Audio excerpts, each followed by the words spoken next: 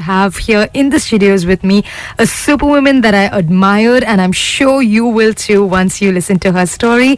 Welcome to the studio, Miss Mahalakshmi Saravanan, the founder of the Women Entrepreneurs India. I'm so happy and privileged to have you here at the studios, ma'am. Welcome. Hi, Shruti. Same here. Thank you so much for being here. And as I told you earlier, the reason why I wanted to feature you on the Superwoman is because I consider you a superwoman, and I think so many people, as part of the Women Entrepreneurs India and even otherwise would definitely consider you to be one of their superwomen. So tell us a little bit about how you came into this entrepreneur's journey and about how you founded the Women Entrepreneurs India. I wasn't a superwoman few years ago, but then when I started my journey as a lecturer in one of the universities in Chennai, I thought I'm going to focus only on academics. But after marriage, things changed.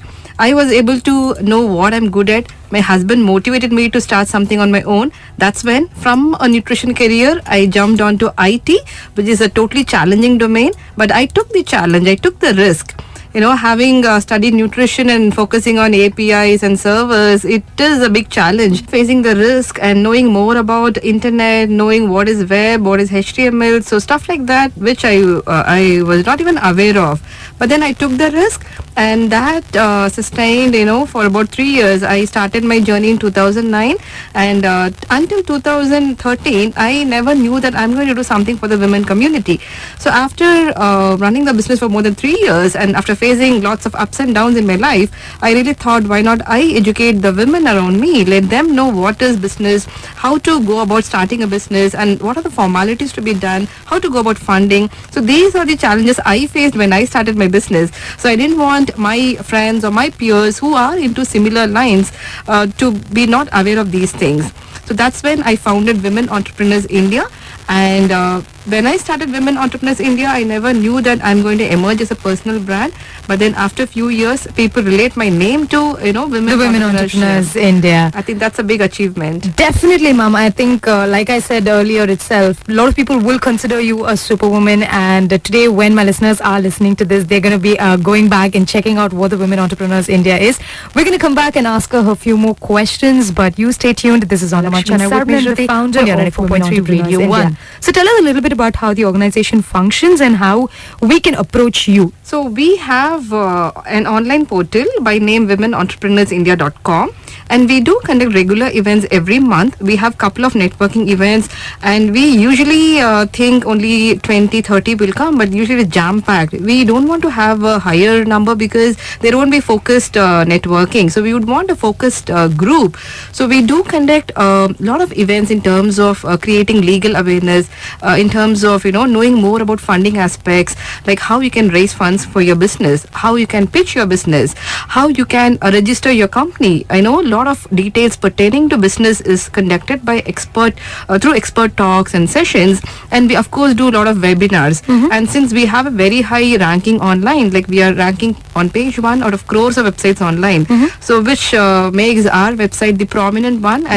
Yeah, so we are like we have got a very good brand reputation. Absolutely. And I think, like when you said, I think that personal brand image that you have created for yourself. So when I Google Mahalakshmi Saravanan, yours is the page that comes up immediately, and a lot of people relate to that, and the trust and credibility that you have created over the years has definitely helped that. What are the 3 most common challenges that women entrepreneurs, when they want to start out, what do they come and tell you that these are the challenges that I face? See, one of the major challenges is that women are unable to realize their own potential, and they don't have a clear mindset of what to do and what not to do. They either tend to think that when I approach WEA, maybe they will give me a new business opportunity. Okay. But actually, they may be having a wonderful talent, which we have to, interact with them, find out their potential, let them know that you're good at this. Why don't you do this? Okay. So I think first of all, we, as women, I think they have to explore what they're good at. Okay. The second thing is, having a clear mindset, having clarity is quite important. You need to know whether you really want to start a business or get into a job. Okay. Irrespective of whatever circumstances you are in, if you have the mindset to start something on your own, I think you should plunge and you give it your 100%. Exactly. And the third challenge is that though many women start new businesses, they are not looking at scalability factor, which stops them like they are again a small time entrepreneur. They're not looking at the bigger version of it. They Picture. don't dream big. Okay. No, they don't want to set up big empires. Rather, they stick on to home-based businesses, local businesses. Okay. Though they have the potential, maybe due to lack of awareness or due to lack of marketing support, or maybe they restrict themselves from growing bigger. I All think, right. yeah. So we're going to come back and ask her a few more questions. Stay tuned. This is On Demand Channel with me, Shruti, only on 94.3 Radio 1. 100% Bollywood, 100% Channel. With me, This is Shruti, Radio on Radio 1 Superwoman. Superwoman. Today in the studios, we have Ms. Mahalakshmi Saravanan, the founder of Women Entrepreneurs India. Ma'am, you were just telling us a little bit about how, the three challenges that women most often face. They're a little confused. They don't have a clear mindset on whether they want to do a business or they want to take up a job. And even if they do set up a home-based business, they kind of take that risk factor is always there. They don't dream big enough, like you said. Obviously, I'm sure you've come through a lot of success stories and you've been able to transform their lives. What would you like to tell, the women entrepreneurs who are having a little bit of that self-doubt? I would advise women not to see themselves as a woman but as an entrepreneur. They should exactly think like an entrepreneur. When it comes to business, gender doesn't matter. So you have to focus only on the business. If you are to travel during nights, you should be able to. You have to take risk. I think the biggest thing a woman should actually do is focus on what she's doing, focusing on one thing at a time so that she can do things quickly and she can actually improve her business rather than doing, we call it as multitasking, but that doesn't work when it comes to business. Okay. You have to focus on one thing at a time. Laser focus is important. Okay. If your domain is, the core business is into technology, don't take care of the marketing part, just outsource it. Okay. The more you outsource, the more you actually grow in your business. Don't try to take everything on your head, doing marketing, doing financing, doing a lot of other areas of businesses. Just try to focus on the core business and then outsource everything.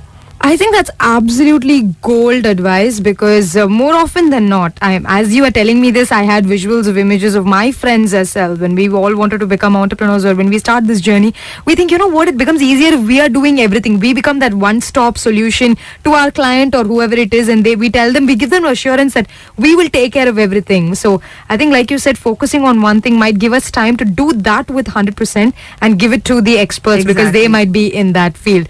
We'll come back and find out who Mahalakshmi Saravanan considers as her superwoman in just a bit. Stay tuned. This is On Demand Channel with me, Shruti, only on 94.3 Radio 1. What are the challenges that women face? And you advised us about taking things one, thing at a time, focusing on one thing. Who do you consider a superwoman? You have already declared me as a superwoman, so I'm not going to quote myself as one. But then I would see women who come out of their comfort zones, overcome fear, and impact the society in the best way are the superwomen of the world. Okay. So as a lot of personal experience, when people tell you that they look up to you, and they come and ask you these questions, they tell you that they're, inspired by you and motivated by you, and they love your story. Has there been any women in your life that you've been influenced by and have looked up to them as a role model? See, when you ask me about my inspiration, I would say each and everyone whoever I see, I try to seek some inspiration from someone.